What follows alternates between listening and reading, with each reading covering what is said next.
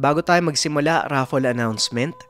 Yung iba hindi pa nagkiklaim nung price nila, kaya ibibigay ko na lang uli sa iba yung premyo at sa dadating na Sunday, meron uli tayong cash prize raffle na 200 pesos. Simple lang ang gagawin, JIP, ano?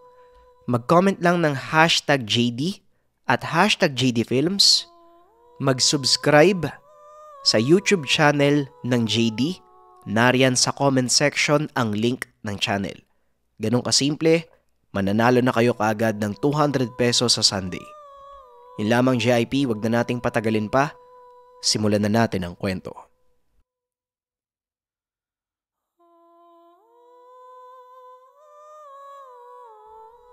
Ang kwentong ito ay hango sa totoong buhay. Mula ito sa isa nating kabayan na itago na lang natin sa pangalang Mang Norlito. Taong 1967, Iloilo.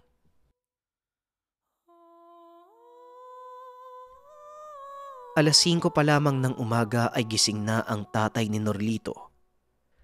Ganitong oras ay nagluluto na siya ng pagkain para sa nagtatrabahong anak na si Gascon. Ito lamang ang tanging naitutulong ni Mang Norlito. Maghapon na lamang siyang nananatili sa tahanan dahil ayaw na ng anak na magtrabaho pa ang ama.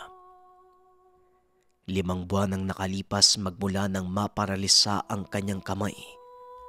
Nangyari ito dahil sa isang aksidente, kaya nahirapan na rin ito sa pagtatanim. Sa maghapong pananatili sa tahanan, iginugol ni Norlito ang mga oras sa paglilinis ng bahay, sa pag-aalaga sa mga kambing na nasa likuran, at sa katunayan, ikinulong na lamang ng anak ang mga alaga para hindi na mahirapan ang ama kung sakaling makakawala ang mga ito. Naibebenta ni Gascon ang mga alaga sa kakilalang taga-Maynila na nagmamay-ari ng kainan. Dahil sa malaki ang halagang kinikita, madalas ginagamit ang pera para makabili ng masasarap na pagkain. Isang araw, matapos maibenta ni Gascon ang mga alagang kambing, may nabilhan siyang ulam na karne sa kanto. Napakasarap ng timpla.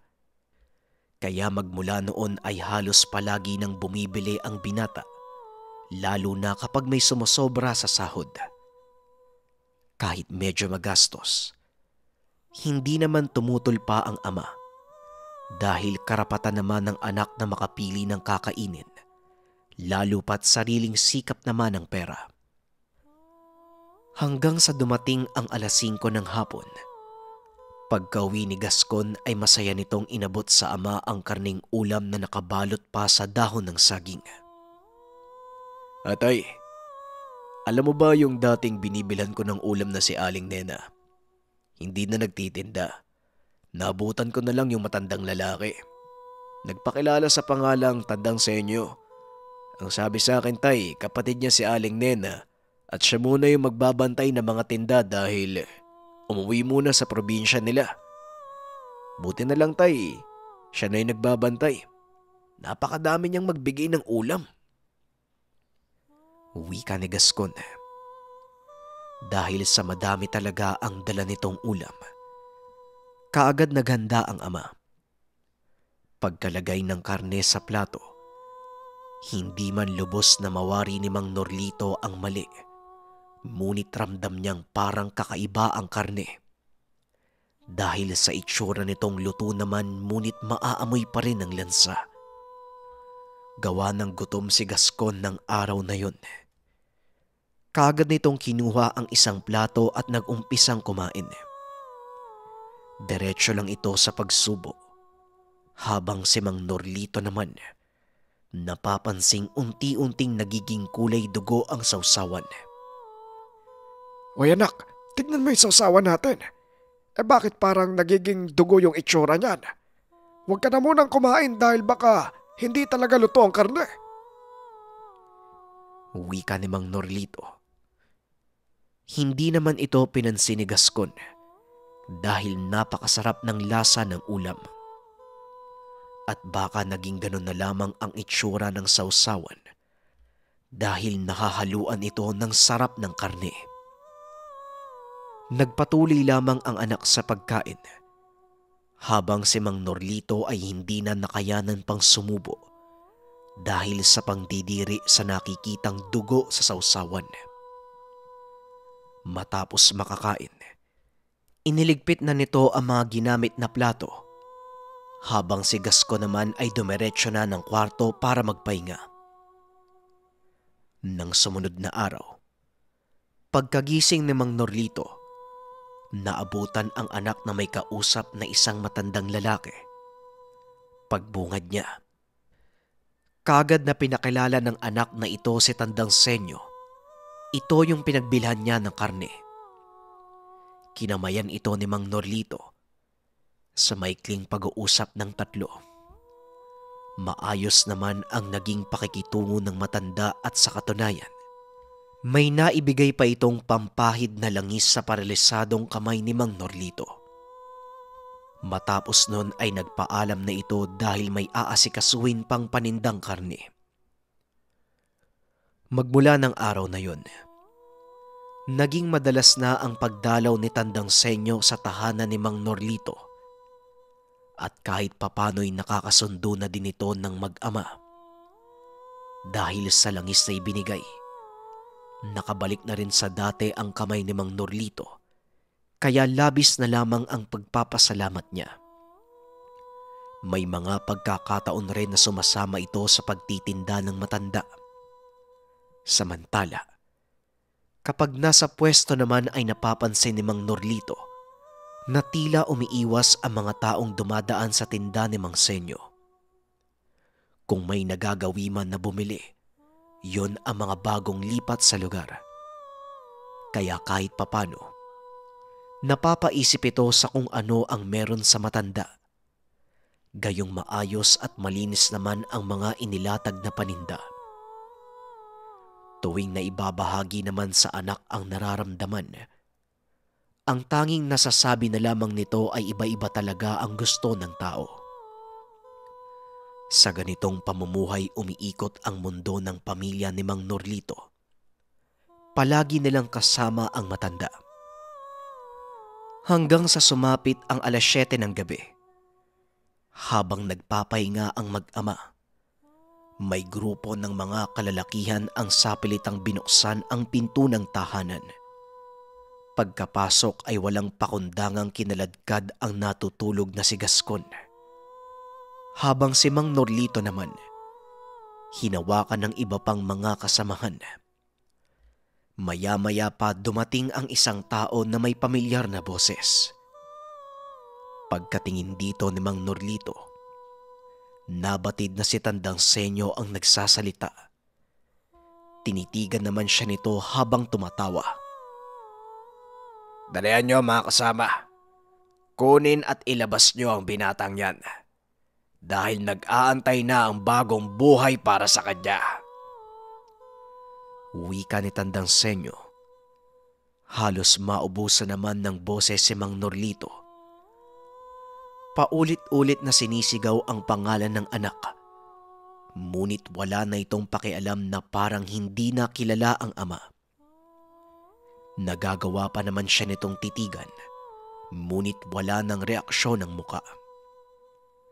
Dahil sa ingay na ginawa ng ama, nanlisik ang mga mata ni Tandang Senyo at kasabay nito. Nagbagong anyo ang matanda mula sa mahinang katawan. Naging matikas. Punong-puno ng balahibo ang buong katawan. Namumula ang mga mata at sobrang nakakapangilabot kung ngumisi dahil sa napakasamang pagmumuka. Halos hindi na nakakakurap si Mang Norlito nung biglaang mag-iba ng anyo ang lahat ng kasamahan ni Tandang Senyo. Naging mabalahibo ang mga katawan at kagaya ng matanda, nanlisik din ang mapupulang mata. Hinawakan ni Mang Senyo ang binti ni Mang Norlito. Pilit mang nagpupumiglas ay hindi nito nagawang makalis. Ayon kay Mang Norlito, Ramdam niyang may ibinaon ang matanda sa mga binti dahilan para hindi makagalaw.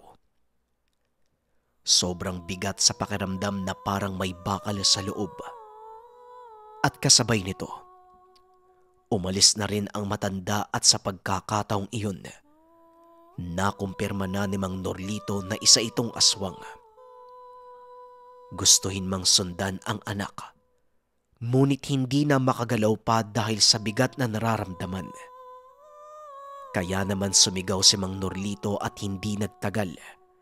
May dumating na matandang lalaki at kaagad siyang binuhat. Hindi nagkamali ang hinala ko. Dito nga nanggaling sa tahanan nyo ang grupo ng mga manyayanggaw. Bilisan mo, Norlito.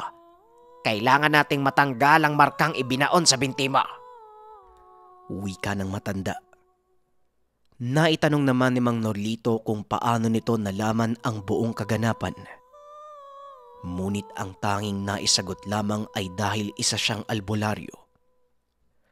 Pilit pa din itong itinatanong ni Mang Norlito kung papaanong muling mababawi ang anak. Ayon sa albularyo, hindi na muli itong makukuha dahil sa tuluyan na itong nayanggaw. Dahil sa narinig ay tumulo na lamang ang luha ng ama sabay sisi sa sarili. Samantala, naging abala na ang albularyo sa pagpahid ng langis sa binti ni Mang Norlito. Meron pa siyang usal na binabanggit. Halos 1 oras din ang naging gamutan. Ngunit nakatulala pa rin ang ama dahil sa labis na pag-aalala kay Gascon. Tama lang na hindi ka kumain ng karneng itinitinda na nagpapanggap na senyo. Marami nang nabiktima ang nilalang na yon at nasama na rin ang anak mo. Sa ngayon, wala na talagang paraan para muli pa siyang mabawi dahil ganap na siyang aswang. At yung mga paa mo, magiging mabigat pa din sa pakiramdam pero kahit papano makakalakad ka na din. O sige, mauuna na ako, Norlito. Kinakailangan ko pang magpahinga dahil mangingibang baryo na ako kinabukasan. Wika ng albularyo. Nagpasalamat naman si Mang Norlito at diretso na ring umalis ang manggagamot. Sinubukan niyang ilakad ang mga paa. Namangha nang makaya niyang makahakbang. Kahit papano ay mabigat pa rin, ngunit mas magaan na kung ikukumpara sa bigat kanina. Dahan-dahang lumabas si Mang Norlito. Hahanapin ang anak ngunit ni Anino ay hindi na muling nakita. Nang sumunod na araw, ang buong oras ng ama ay iginugol pa rin sa paghahanap, ngunit hindi na muli pang nakita ang anak. Nagtanong-tanong na rin siya sa tahanan ni Tandang Senyo, ngunit ni isa sa mga ito ay walang nakakakilala sa matanda. Dagdag pa ng ibang mga nakausap, ang ale na dating pinagbibilhan ng karne ay matagal nang namatay. Kaya naman mas lalong gumulo ang isip ni Mang Norlito. Hanggang sa dumaan pa ang mga araw at buwan. Unti-unti na ring nakakaramdam ng pagod sa paghahanap si Mang Norlito. Hindi na ito palaging nag-aabala na pumunta sa kabundukan dahil lahat ng mga albularyong napuntahan niya nag-abisong hindi na mahanap pa ang anak. Kaya naman, idinaan na lang ito sa pagdarasal. At hanggang sa ngayon, kahit pa alam niya sa sarili na aswang na ang anak, patuloy pa rin itong umaasa na isang araw ay uuwi ito sa kanya. Dagdag pa nito, kahit moderno ang mundo at maraming hindi naniniwala sa sariling karanasan, hanggang sa kamatayan, hindi niya magagawang makalimutan na minsang nayanggaw ang kanyang anak.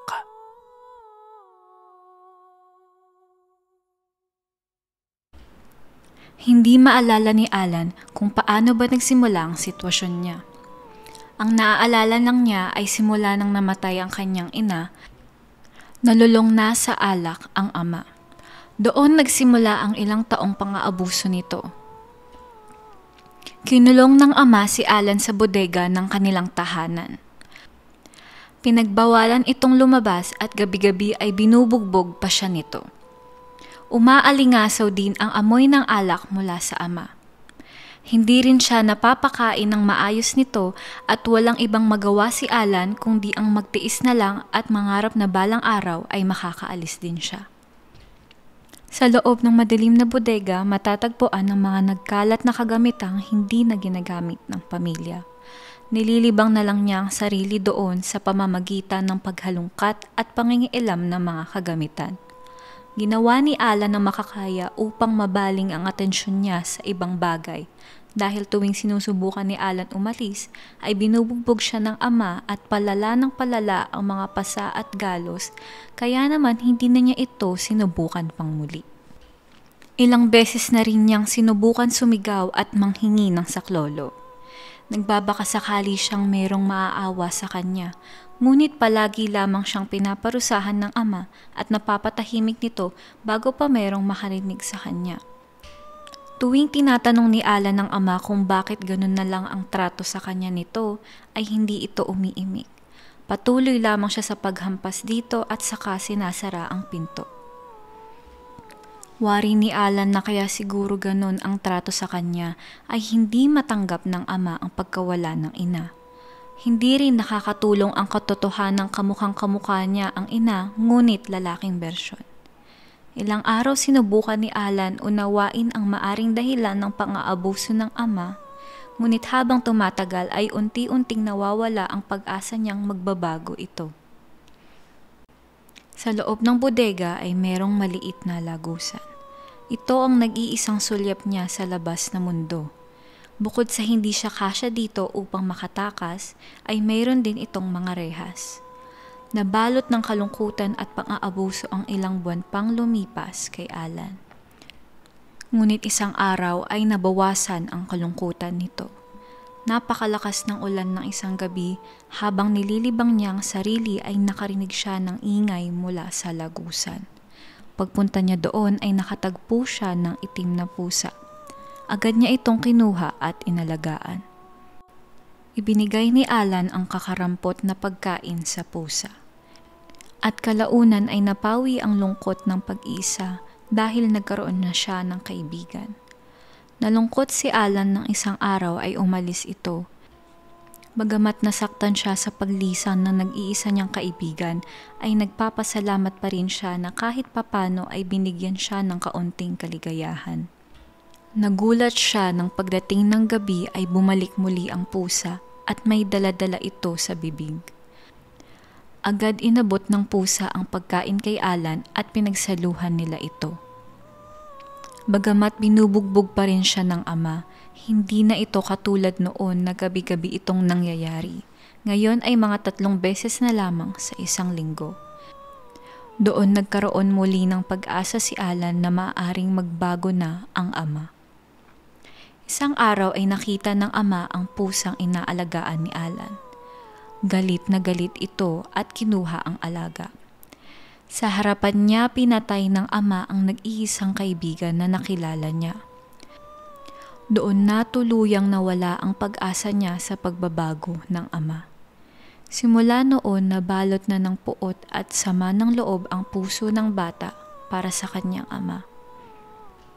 Tuwing bibisitahin siya ng ama upang bugbugin ay hindi na siya natatakot katulad noon. Hindi na rin siya umiiyak.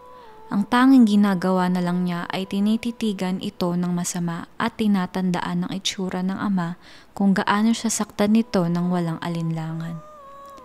Lumipas pa ang ilang taon, bagamat hindi nakakakain ng maayos si Alan ay lumaki ang kanyang katawan. Ginamit niya ang galit sa ama upang panghugutan ito ng lakas na balang araw ay makakaganti siya rito at makakaalis na sa bodegang naging tahanan niya. Dumating na ang araw na pinakahihintay ni Alan. Pakiramdam niya ay handa na siyang kalabanin ang ama at tapusin ang ugnayan nila. Naririnig niya ang yapak nito at may kasamang tunog ng bakal na tumatama sa hagdan. Sanay naman na si Alan sa pambubugbog ng ama, kaya hindi na niya kinakatakutan pa na nagdadala ito ng armas. Bumukas na ang pintuan ng bodega. Dala-dala ng ama ang isang malaking bakal at dahan-dahan itong lumapit kay Alan. Handa na siyang kalabanin ang ama, ngunit napansin niyang merong kakaiba sa kilos nito. Parang hinang-hina na ang kanyang ama, tamang-tama upang matupad agad ang pinaplano ni Alan. Merong dalang lagayan ang ama. Sa loob matatagpuan ang di makataong pagkain na gabi-gabi nitong pinapakain sa kanya. Habang nakatalikod ang ama ay sinunggaban na ito ni Alan at doon na nagsimula ang labanan. Sinakal ni Alan ang ama gamit ang braso, ngunit makalipas ang ilang sandali ay nahampas siya ng bakal, kaya naman napaatras ito. Nagpatuloy pa ang sakitan ng mag-ama, ngunit sa huli ay natumba ng tuluyan si Alan. Dahil na rin sa kakulangan ng nutrisyon at sinag ng araw, naging mahina ang katawan niya kumpara sa ama. Habang nakapatong ang ama, kinuha na nito ang mahabang bakal. Hindi ka na magdudusa muli, anak. Tatapusin na natin to. Muli na tayong magsasama ng nanay. Wika ng ama. Kitang-kita ang lungkot at tuwa sa mga mata nito. Mistulang nasiraan na ng ulo ang tatay niya. Bago pa matapos sa pagsasalita ang ama ay agad niyang sinaksak ito gamit ang matatalas niyang kuko. Agad na tumba ang ama at nabawian ito ng buhay. Tumayo na si Alan at umakyat sa tahanan. Nakalimutan na niya ang itsura ng bahay. Nilibot niya ito at nagbalik tanaw sa mga dating ala-ala. Umupo siya sa hapagkainan. Naalala niya ang panahon na masaya pa ang pamilya at naiyak siya sa kinahantungan nila. Pinunasan niya ang mga luha gamit ang mga kamay at braso niyang kasing itim ng uling. Napakatalas ng mga kuko niya, kaya iningatan niyang hindi matusok ang matitingkad na pula niyang mata. Agad niyang hinalungkat ang aklatan ng ina. Doon nakahanap siya ng paraan upang mag-anyong tao. Matapos niyang mahanap ito ay agad niyang sinimulan ang ritual. Matapos ang ilang pag-ulit ay nagawa na niya ito ng maayos. Hindi niya hinayaan masayang ang katawan ng ama. Bagamat naging masama ang kanyang ama, minahal niya pa rin ito. At upang maging parte siya ng kanyang buhay ay kinain niya ang katawan ng ama. Sa ganung paraan ay hindi na siya mawawalay dito tulad ng ina. Nilinis na niya ang tahanan at naglakbay. Madami pa siyang inaral at natutunan sa paglalakbay. Natutunan niya kung paano mamili ng kakainin, kung paano pigilan ang gutom, at higit sa lahat kung paano panatilihin ang anyong tao. Kalaunan ay naging matagumpay ang mga plano ni Alan. Walang kumwestiyon ng kanyang anyo at kalaunan ay nakapag-aral din siya, nakapaghanap ng trabaho at nakatagpo ng pag-ibig. Naranasan niyang mamuhay bilang normal na tao at nagpapasalamat siyang nabigyan ng pagkakataon upang maranasan ito. Ilang sandali ang lumipas, nanganak na ang kanyang asawa. Laking tuwa ni Alan, ngunit natatakot siya na baka matulad ang pamilya niya ngayon sa sinapit ng pamilya niya noon. Bata pa lamang si Alan nang mangyari iyon. Hindi naman niya sinasadyang mapatay ang ina, ngunit sa sobrang gutom ay hindi niya napigilan ang sarili. Nakita ito ng ama, ngunit hindi niya maawat si Alan dahil isang normal na tao lamang siya. At dahil dito ay hindi na niya mapatawad si Alan sa nangyari. Namana niya ang pagiging aswang sa ina, ngunit hindi naman inaasahan ng mag-asawa na mas malakas pa pala ang anak nila kumpara sa kanilang dalawa. Kaya naman napagdesisyonan ng ama noon na ikulong na lamang siya at paralisahin upang hindi na siya makapatay pa ng iba. Ngunit kahit anong hampas ng ama ay lalo lamang lumalakas si Alan. Ilang beses sinubukan ng ama na tapusin na ang lahat, ngunit kakaiba talaga ang anyo nito. Kahit anong lason, pambubugbog at iba pa ay hindi umubra sa kanya. Bagaman nagsisisi si Alan sa mga pangyayari, panahon na upang umusad at mamuhay sa kasalukuyan.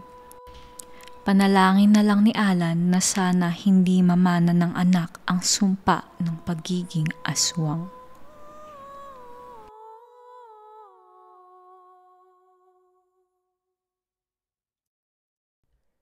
Maraming salamat sa pakikinig ng ating kwento, JIP. Abangan pa natin ang susunod na kwento dito sa ating channel. At muli, huwag nating kalimutang mag-comment ng #JD at #JDFilms para sa paparating natin na raffle na cash prize. Yun lamang, maraming salamat. Paalam.